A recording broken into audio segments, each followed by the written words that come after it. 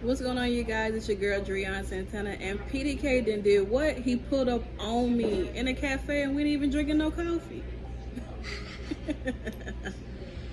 All right. Like you just said, just pulled up on you. Introduce yourself and tell us where you're from. Yeah, okay, so my name is Santana. I'm originally from Chicago, Illinois, but I currently live here in the SIP, as what they would call it, Jackson, Mississippi.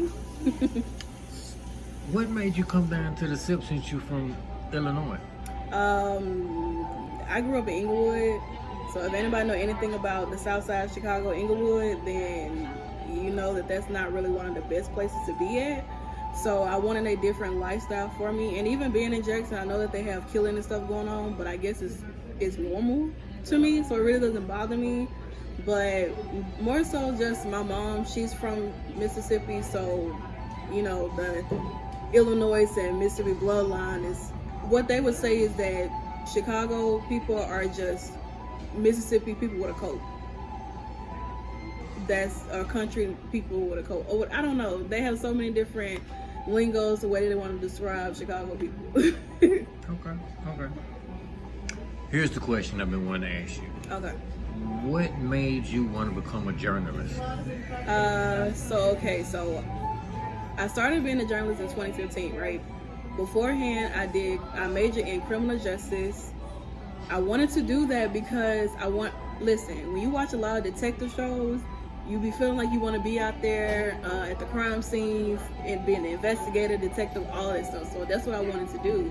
Not realizing that I needed to learn the hands-on part. Well, not the hands-on part, but the basics. And I didn't want to do that. I wanted to be out there on the field watching all this take place. But it didn't turn out that way, and I fell asleep during the PowerPoints in class. So I just knew that it wasn't for me. Then I went over to fashion marketing. I minored in dance. That was cool for a minute. I became like the DECA leader chapter vice president and president within the different semesters. And then moving over to 2015 is when I decided to be a journalist. I was so obsessed with music and pop culture and just wanting to just write. I was a very opinionated person, and there were a lot of topics that I felt that people were covering, but they were not giving their full true opinions on it. They were just saying things and trying to cover up or make people feel like, oh, they don't want to step on nobody's toes. I'm stomping on them. I don't care how anyone's feel because it's my opinion. So going over into journalism, it was pretty interesting. I didn't really have much experience. I just knew that I wanted to write. You come across very opinionated. Just from looking like your Instagram and watching like, you know, the people that you interview, you come across very opinionated.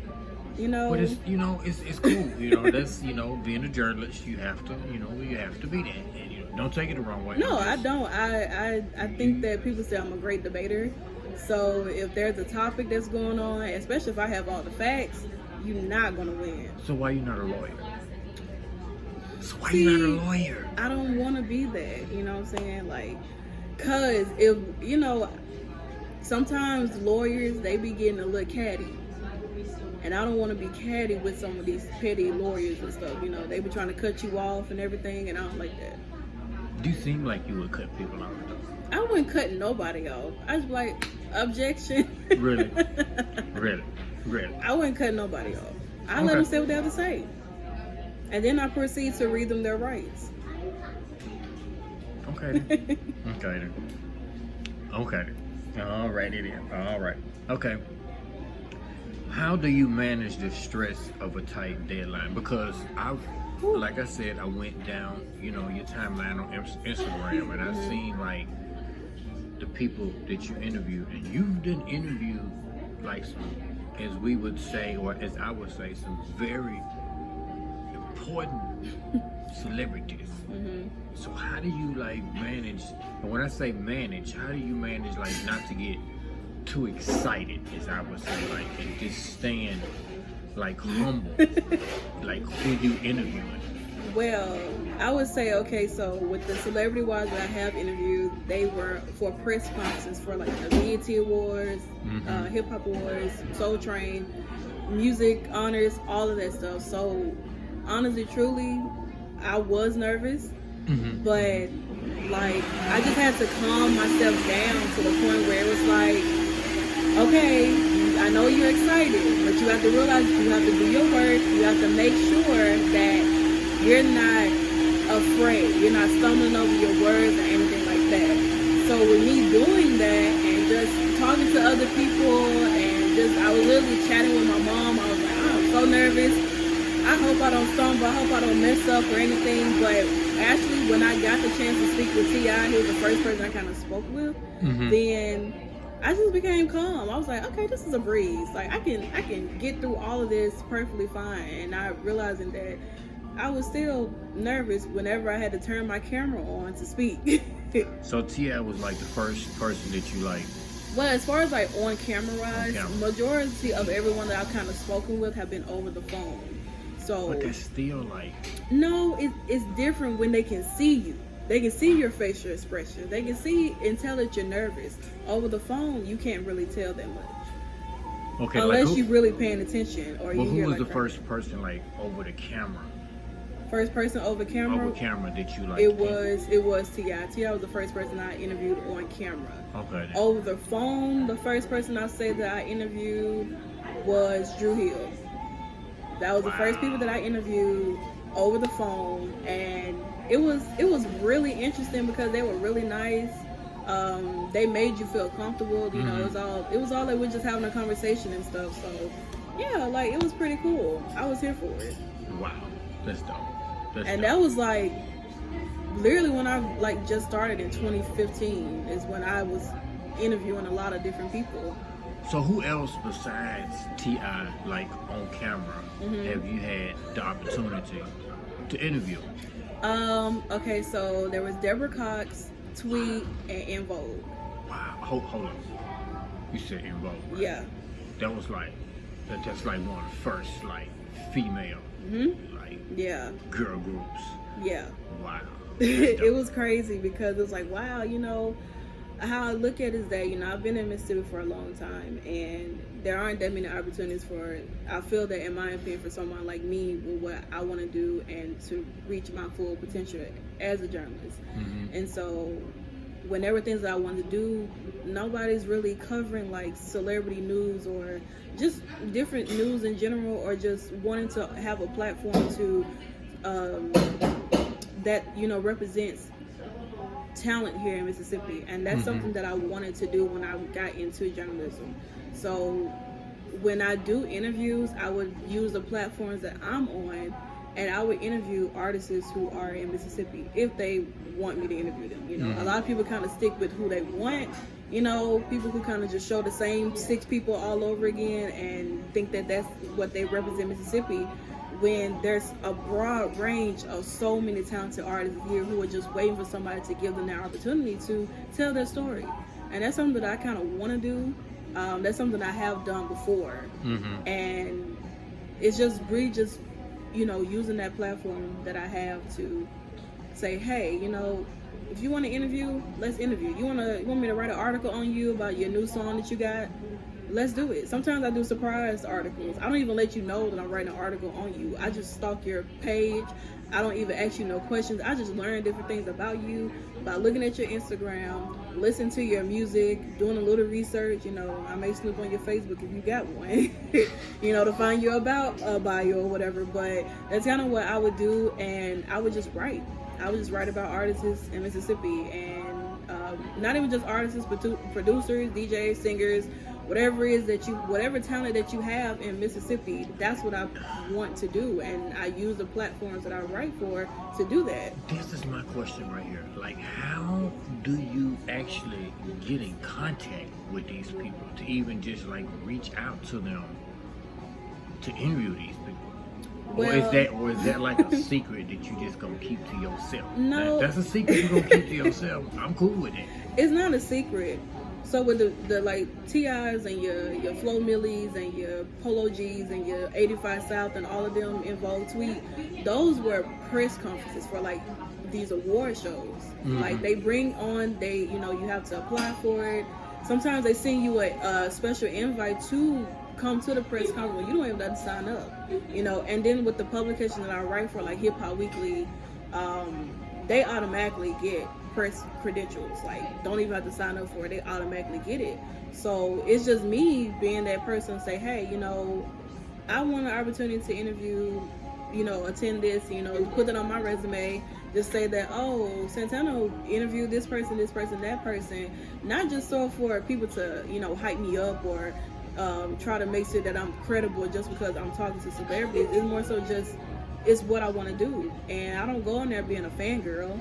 You know, I'm a fan of these people, but I don't go on there being a fangirl. I go in there to do my job and talk to them like they're regular people, because that's what they are. When they turn the camera off, when they go home to their families, they're regular people. You know, so that's kind of like what I do. But sometimes things are being sent to me, not even up under, you know, Hip Hop Weekly or any other publication I write for. It's just sometimes people, I get in contact with like publicists who work with these artists.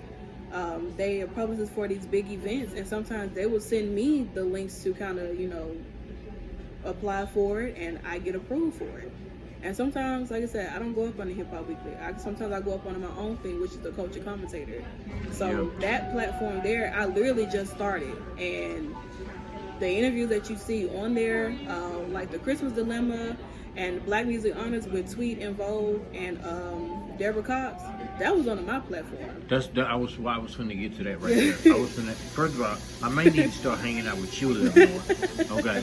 Now speak up on your own platform a little bit more. So the Culture Commentator, it really just came to me. I started it this year, like just out the blue. I was like, I want a place for where I can put the work that I do separate from my personal Instagram. I mean, I'll put some interviews on there, the ones that I kind of like. And then with the Culture Commentator, it's more so like if I go to different events here and film, shoot, and edit, I do all that myself. I don't have no team. It's just me. I edit everything. I shoot, film everything. I take the pictures, edit the photos, produce the content. I do all of that stuff. So all of that stuff is what I do. Learn some stuff from you on how to edit and produce, because I definitely need some work on that with my podcast. And I definitely can learn some stuff from you. So me and you gonna be doing some linking after this right here. Oh yeah. So as far as like, you know, like the graphics on the backdrops or whatever, like where you see my video sitting there, I make those. Not the ones with me interviewing the folks, like they kind of already do that themselves. But as far as like my own personal usage of putting these different backgrounds or layouts on there, I do that myself. Like I just be like, okay, well, let me see how the actual interview layout looks, and I try to mimic it, you know, to the best of my ability. I can't do it like them because they're the professionals. I just try to do the best that I can to make it seem like it goes with the theme. And that's what I did. I did it with the Christmas Dilemma. I did that with the Hip Hop Awards. I did that with Soul Train. I did that with, I just literally did a press conference this weekend, Wednesday actually. And I'm waiting for them to send me the little layout that they have, and then I'm going to make my own. So that's kind of what I do. Like, it takes a lot of work. I can't wait to see it. And like I said, like on a serious note, I want to link up with you, so because the way I got my stuff going is it's okay, but it's not the way I want it to be. Right. You know what I'm saying? It's not the way I want it to be, and I definitely want to up it. Yeah. So it can look a little bit more professional. But you know, it's crazy. Like there were times where like just starting out. I mean, I literally like when I was doing the interviews for DJiceberg.com. The first 2 interviews that I did, the first 3 interviews I did, I had like a little simple layout for it to kind of make it look like something instead of just have like a black screen, but I didn't like it. So I went in and I redesigned it to make it my own. I created an intro for it. I created a closing for it, all of that stuff. Like I kind of just went in and I made it my own, made it like, okay, wow, okay, she know how to make little promo videos for her little interviews and stuff, and you know, to post on Instagram. And then I post like maybe however long the real interview is, I kind of either cut it in half, make it like maybe if it's 20 minutes, I make it 10 minutes. Sometimes people don't talk that long, so it'll be like a 10-minute interview, and then the full interview be like 10 minutes on there. So I kind of make my interviews like either between 8 and 10 minutes to post on YouTube, so that you kind of get a feel of the conversation, and then you can go look at the rest of the interview if you want to on the actual page that I did the interview from. Yeah, that's what I'm starting with the PDK's pull-up page on Instagram. Like I just put like 2, maybe 3.5 minutes, and then the whole interview. You can go to my YouTube page, and the whole entire interview was on there, because like 9 times out of 10, ain't nobody just gonna watch the whole interview. No, they're not. I mean, unless they like, what's happening, or if they find it really interesting and want to learn more. Yeah, but I feel like ain't nobody got the attention span no more right now. Well, it really depends on who you have on the show, though. Like if you have someone who is like known, or someone that they kind of find interesting, or you put some like crazy title for the video, that'd be like, the thing though. You got to have a very interesting it's not title. like clickbaiting, but it's more so like, okay, well, this person over here is snorting cocaine out of Cheeto bags or something. Somebody gonna click on it and be like, well, they doing that? Let me click on it and see what's going on. And then you just sit here having a regular conversation. Regular conversation. Yeah. You about right though. It happens like that, Like interviews that I would watch, like the Breakfast Club. I love watching the Breakfast Club interviews because Charlamagne. I mean, although people may dislike him, but that's my cancer brother. We're both cancers. So he's so the petty thing with and everything. He's real petty. He's real petty, really petty, and it's just. And they be having the right topics, the right titles, where you, like, you know how you be on YouTube and then you just scrolls down YouTube and be like, let me just click on it and see what they talking about. Right. Like you just said with the snorting cocaine out of Cheetos bag, and you like, I just got to click on it. Yeah. So you're right. That's how it happens. So you're right. And honestly, I wanted to get on air, doing like on air interviews because I watch Charlamagne. I like the way he do interviews. Although, like I said, he can be petty, childish, and sometimes he can antagonize the situation and try to make it. He's really like, he gets really on the edge. He's very borderline. Yeah. Where you can be like, maybe he shouldn't have asked or said that. It does. He definitely. But he has calmed down a lot though. Because somebody done almost got on their ass. Yeah. It's a lot of people that almost got on their ass. Mm-hmm. So a lot of people have, but he's very intelligent though. Like he's extremely intelligent. He be giving a lot of people a run for their money. Yeah. When it comes to debates and stuff, like I say, we be in there. And he's very for the people too. Mm-hmm. People don't give him credit for that. No. People don't give him credit for that. Let's see what else I'm about to ask you. What's the most outrageous story that you had to cover? I've done a lot of stories. What I would say is outrageous was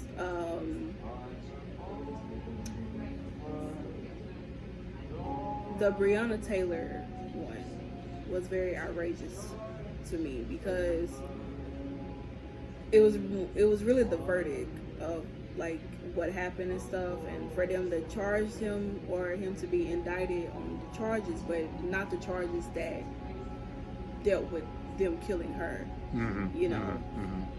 It was outrageous. It was just outrageous to me because it was like, okay, you go, everybody knows the story about what happened. You go inside her house, because you think, you just start shooting. You don't ask no questions or anything. You just start shooting. What's crazy is that, you learn more about the story when more things start to come out. So then you start to learn that she really didn't die, when they first shot, her. She was still breathing. Then you find out she was pregnant. So it's like, damn, like what more else are we going to find out about what's happening? And it's just crazy the fact that they took this young lady's life and it's like they don't feel sorry about it. They live in their little lives or whatever freely. Even with George Floyd, like literally on camera, you see this happening. You know what I'm saying? And the officers don't stop to do anything. And I get it, I don't want to get too political because I be dragging these police officers like it ain't nothing. And I just feel like, I understand this is your job, but you gotta have a heart. Come on now. Think about it if that was one of your family members and the police officer had their knee on their neck and they saying I can't breathe, and then they just died right there Mhm. in front of everybody. Yep. How would you feel? You know what I'm saying? Sometimes you have to put yourself in the shoes of the people that your lives you're taking away. And that's supposed to be your job as a police officer. You're supposed to protect and serve, not kill and whatever else you think you're doing. Yeah. So those two stories to me were very outrageous because it was just a lot. You know, seeing the video and everything, then watching the protests erupt out of nowhere. It was. I mean, you knew it was coming. It was definitely going to take place.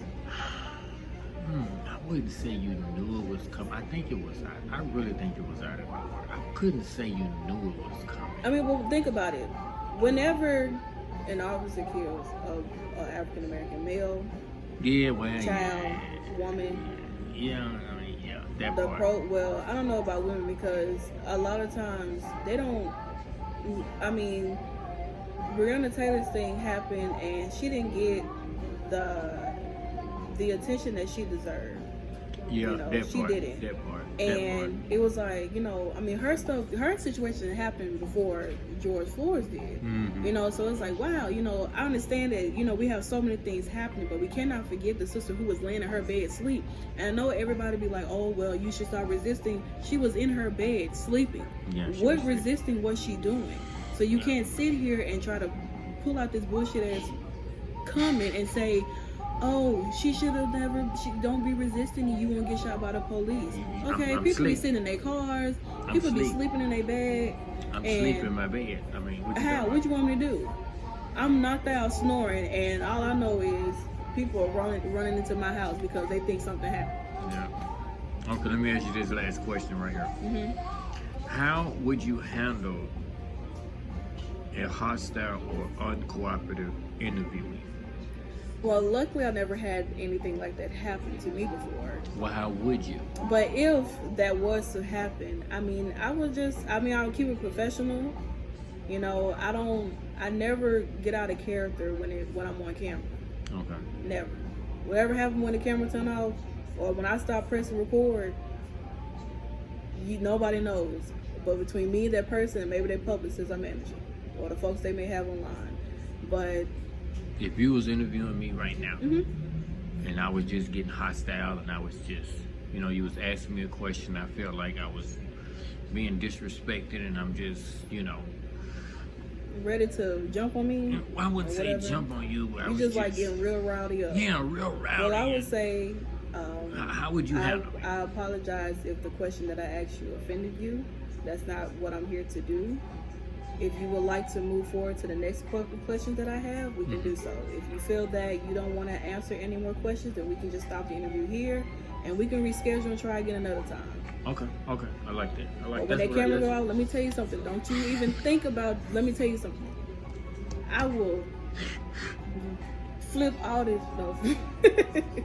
But nah, I still keep professional because you have to learn that sometimes you'll run into sometimes with journalists we ask these questions. Sometimes we have to ask these questions because we want to know things, and it's not to offend you or to make you feel like you're being disrespected or anything. It's just to understand what's happening or try to understand things. It's not to trigger you or anything, but if I feel that I'm triggering someone by the question that I ask, I will proceed to ask another question to avoid confrontation, because I don't need nobody trying to say they pulled up on me and they ain't here no more. Not because of me. One more question I just thought about. Who was your most favorite celebrity that you had a chance to interview, either on camera or on the phone? My favorite would have to be Wow, has been that many. It's just a process of thinking. Okay, so I would say it had to be Algie Smith, the one who played in The Hate You Give, and he was in the Bobby Brown story and the movie Detroit and stuff. Okay. Well, New Edition story. So excuse me. So yeah, that one was over the phone, and it was a cover story for a magazine. So it was pretty interesting because I was a fan of him, and that was in like beginning stage, and I was hella nervous. I was really nervous because it was like, wow, okay, I'm talking to somebody that I like, and okay, this is gonna be great. So I mean, you know, it was fun. It was cool. His publicist and I are still cool to this day. So yeah, I think that was pretty dope. Oh, and also Trina. I did get to speak to Trina over the phone. So that one was pretty cool. Yeah, Trina. We stayed on the phone for like an hour. Trina. Yes. Big booty Trina. Yeah. Wow. Yeah. Wow. I'd have been the nervous Diamond too. Princess. I'd have been nervous too. So we sat on the phone for like an hour just having a conversation. And is she like down to earth like they say she is? She's really nice. Like she's down to earth, real nice. I mean, what you see on Love and Hip Hop, I mean, that's because she felt disrespected. She's really nice, easygoing. Like the conversation, it felt like I was probably talking to my auntie. For real? Yeah, it was really comfortable. Just having a conversation. Although that was for a cover story too, it was just like, wow, okay. And it happened out of the blue because my editor was like, you know, hey, you wanna do an interview with Trina? Yep. At 4, I was like, wow, it's 2:00 here right now. So like, I had little than 2 hours, maybe an hour to come up with questions to ask. Dang. So, and I was like, yeah, sure. I mean, I was like, I don't know. I just take on any opportunity. I don't care if you want to be ready in 30 minutes for an interview. I'll be ready in 30 minutes. That's how you gotta be if you're a journalist. Yeah, you gotta be on it. You know, you're open to take whatever opportunity you want, and you're open to say no. You don't have to interview everybody, because I don't interview everybody. You know, I don't. You gotta know a lot of people that reach out to me and say, hey, Santana, I want to interview. What do you have to offer though? And it's not even talking on celebrity side or anything. It's just like artists and stuff. Like they like new upcoming artists. I know they don't have much to like offer or whatever, but you know, I like to give people chances. I like to know if you have your stuff together. Yeah. You know, because if you're going to pitch yourself to get an interview by somebody else, they're going to ask you the same thing I'm asking. Do you have an EPK, artist bio, links to your music? You have professional photos. Not everybody have that, and that's the number one thing that you should have when you're an artist. You basic always, stuff. Yeah. But they don't have that because they don't have anybody to teach them that. They don't have nobody around them to tell them that, hey, you need to go take a professional photo shoot.